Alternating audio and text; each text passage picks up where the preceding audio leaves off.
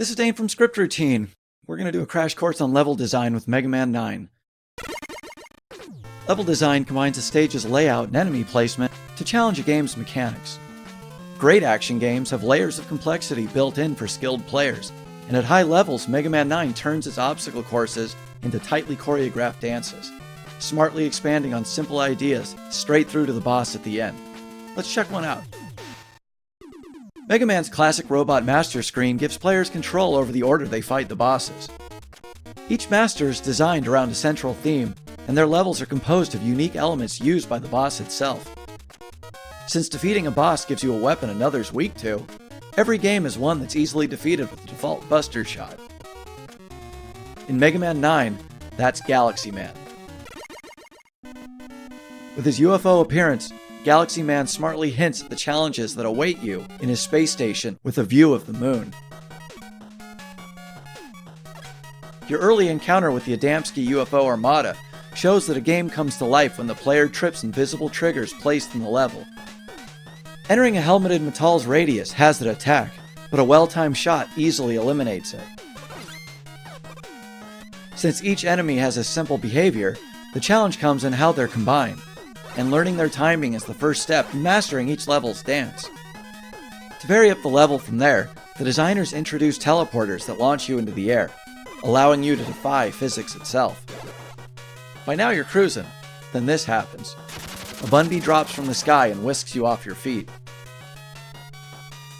For a few seconds, the game rips control away to more easily run you to your death. The last Bunby takes you off screen and into one last sneaky spike pit. The level's midsection reminds us how scripting triggers direct the game's internal dance. Notice how the two sets of Adamski spawn into the area. You only trip the first set once, but since the second's trigger is on an invisible vertical line through the platform, they get activated again.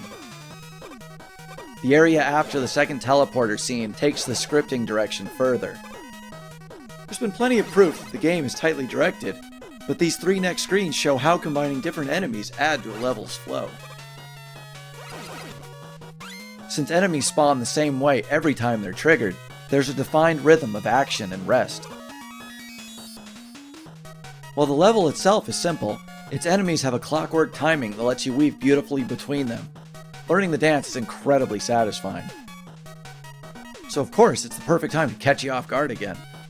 Look at this Bunby. You're safe if you keep running, but the spikes above should give you pause. You'll trigger it again, and if you're within reach, it'll try running you right to your death.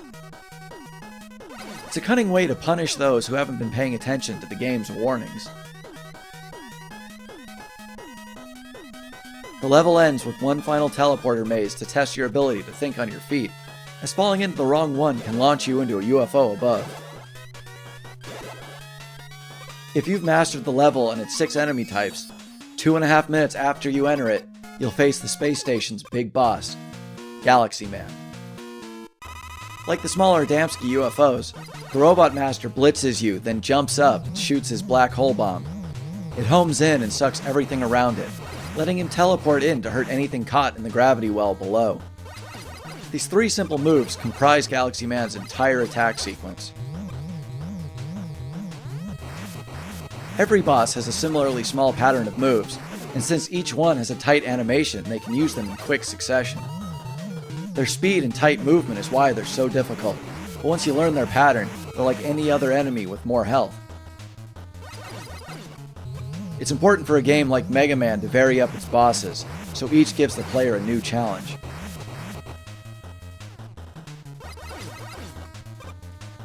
In addition to his appearance, Galaxy Man consists of the unique elements from his level, specifically the gameplay that changes its physics.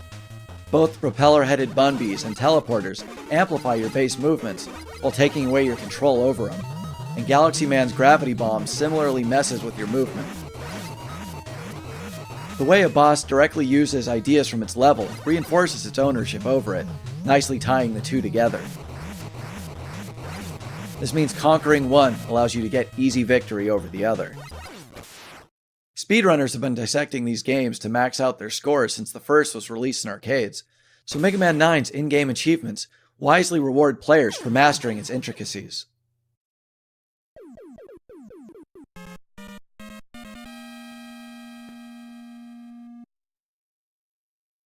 By claiming Galaxy Man's black hole bomb, you get access to the famous rock, paper, scissors weapon system that allows you to easily destroy the robot master weak to it. The ideal path this creates is the game's meta version of the routing each stage offers individually.